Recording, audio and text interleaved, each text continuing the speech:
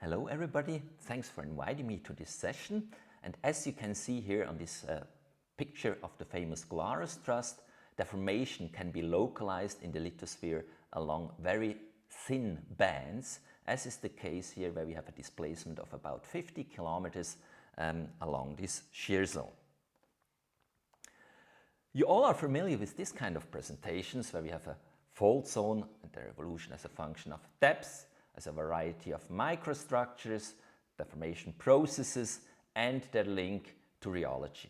In order to do so, we need to investigate our field structures, link them with experiments, and eventually also with numerical modeling.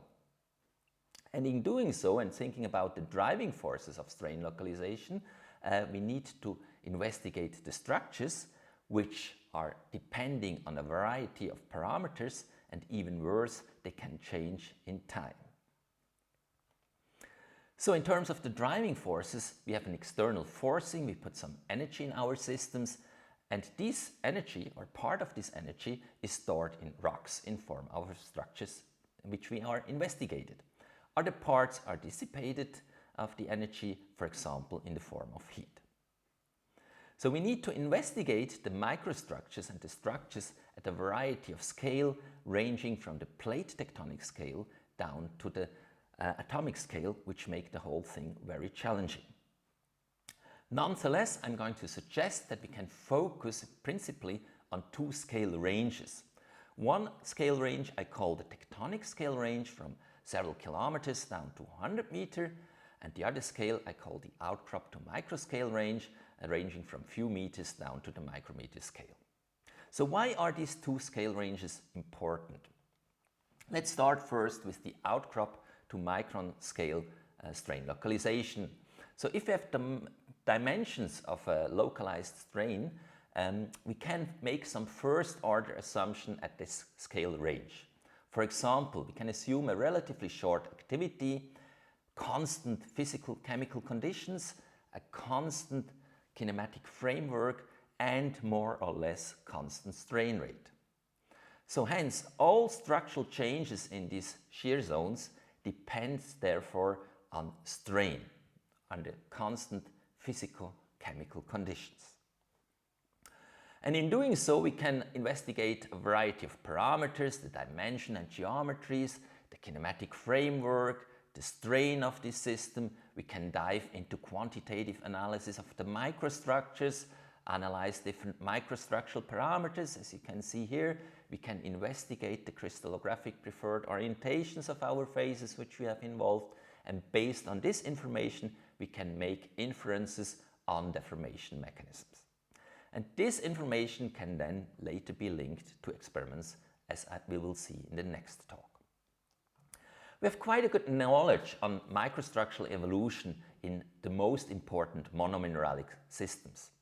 And as a function of strain, we can discriminate different stages.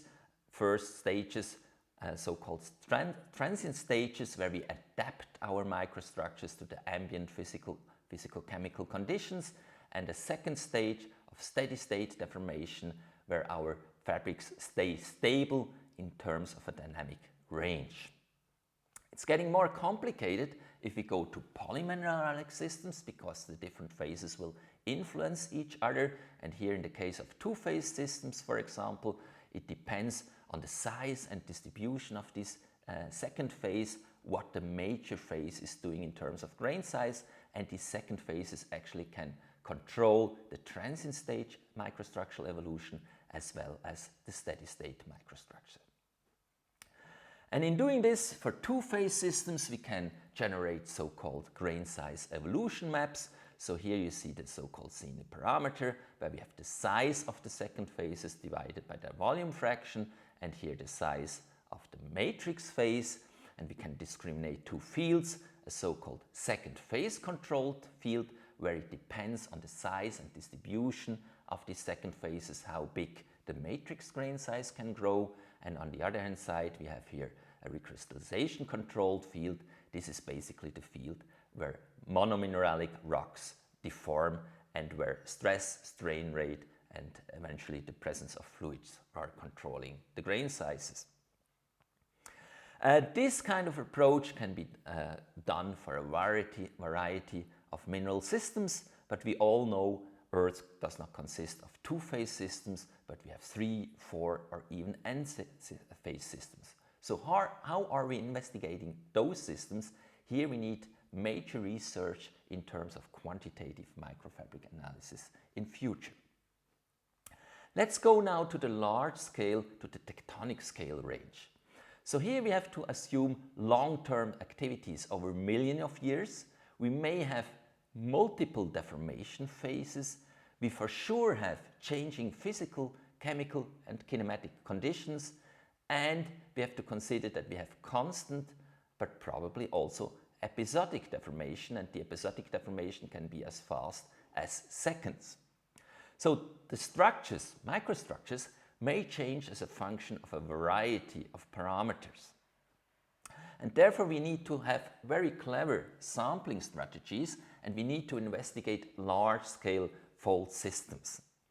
And in doing so, one sampling strategy is that we collect samples along temperature gradients. I quite often see studies of these large-scale structures who just take 1 or 2 samples. This is really critical given the very complex evolution. So really take sample series along the temperature gradients, and in doing so we can have information about microfabric adaptation as a function of changing metamorphic temperatures, and of course changes in stress and probably also fluid content are linked with that as well. In addition to that, we can also sample across the shear zone. In this sense we get information on the strain evolution, but owing to rock uplift erosion, our shear zones may exhume, they may become colder, and we have a strain localization associated to the changes in physical conditions. So here this sample ranges across the shear zones are very important because we can investigate the retrograde strain localization behavior, again as a function of temperature and again linked to changes in stresses and potentially also in fluid activity. And here's an example from the thesis of Andreas Ebert from the Glarus Trust, who exactly did that. So a sample profile across the Glarus Trust. Here you see the distance from the crust in meters. Here you see then the grain size of the calcite, but also the twin density. And you can recognize that as we approach the truss plane, we have a reducing grain size here.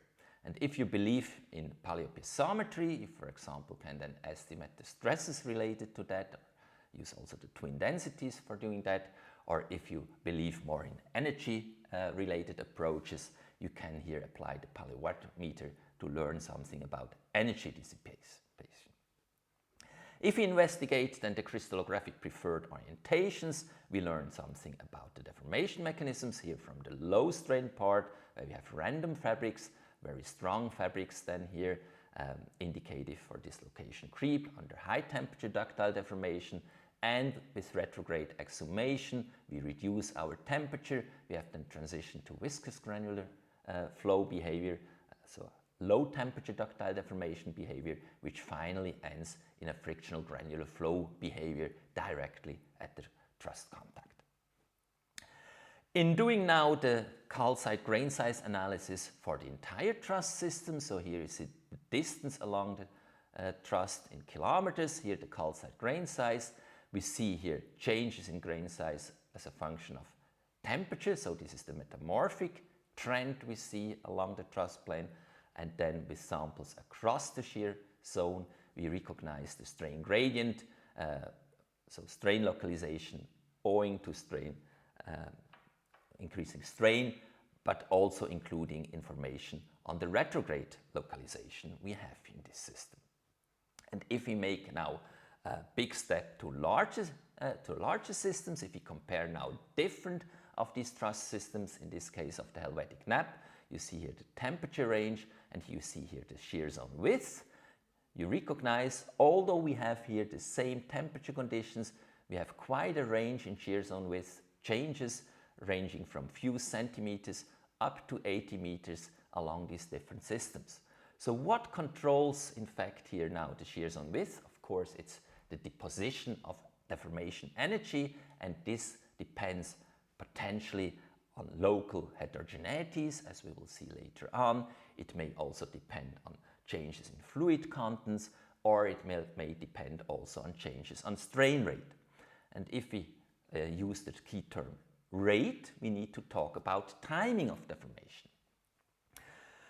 If we look on long-term timing, we can use different mineral systems to date closer temperatures, and if we have these different mineral systems closing at different temperatures, we get average information on the timing and then also on the strain rate for the different episodes in between these stages, assuming that the strain rate in these stages is constant. However, if we go back to the Glarus thrust, we recognize here in this famous Loxitten mylonite that we have different types of mylonites. So we have here banded mylonites, and then here these wavy undulose mylonites, and they're dissected in parts. And you also recognize here these white bands, and if you look in detail, these white bands are nothing else than fractures which have been filled with calcite. So this means we have different episodes of ductile deformation intercalating with brittle deformation. So we have for sure episodic deformation. What is the timing and the duration of these episodes of brittle fracturing? We don't know, just based on the natural information. Here we need then numerical models and experiments, like here shown in an example from Thomas Poulet, where you see on the horizontal axis the temperature and the pore fluid pressure, and this study suggests basically that we have during interseismic deformation shear heating. With time we get into a decarbonation process where we build up pore fluid pressures, and this can happen very fast, and we have then a pressure drop because we induce hydrofracturing. So we have very fast deformation episodes which are linked then to slow interseismic deformation episodes, and this can be nicely demonstrated then by numerical modelings which allows to calculate these different episodes.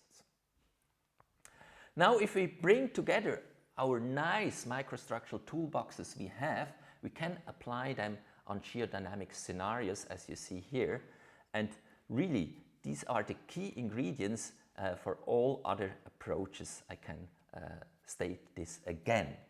So although we have these wonderful microstructural toolboxes, there are fundamental questions which need to be addressed in future, and you see them here, like the detection and dating of really fast deformation episodes. How can we recognize them? How can we convince geophysicists that what we see here in this static nature really is something what is happening during very fast deformation processes?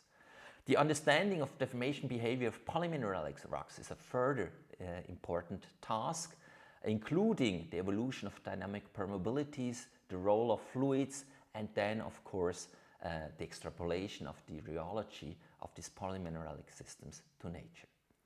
With that, I thank you for your attention.